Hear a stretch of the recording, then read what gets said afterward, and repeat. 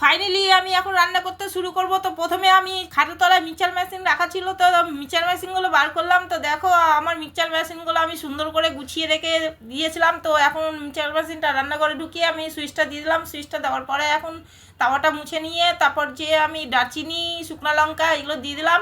শুকনো লঙ্কা দারচিনি ভাজার সময় বাচ্চাগুলো এত খুশি হয়েছে, মানে আপনাদেরকে কি বলবো। তো ভাজা হয়ে গেল, পাঁচফোড়ন দিয়ে দিলাম। পাঁচফোড়ন দেওয়ার পরে তারপরে এখন সরষা দিয়ে দিব। সরষাটা দিয়ে দিলাম, তো হয়ে গেল।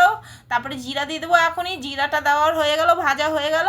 তো আমার মশলা ভাজা কমপ্লিট হয়ে গেল।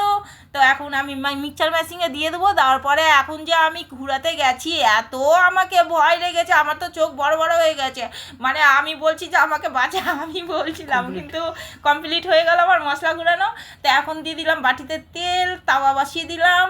বসিয়ে বেলা চাকতিতে একটু জল দিয়ে মুছে নিচ্ছি, কেন যে টিকটিকি আসলে ঘুরে বেড়ায়, তাই মুছে নেওয়ার পরে আমি বেলতে লেগে গেলাম। তো আমি অনেক কষ্ট করে 3 কোনা বেলছি, মানে পরোটা করবো তো দেখতেও সুন্দর লাগে 3 কোনা করলে। তারপরে আমার বেলা হয়ে গেল, তাওয়াতে দিয়ে দিলাম। দেওয়ার পরে ঢেঁড়সটা ভাজাও হয়ে গেল।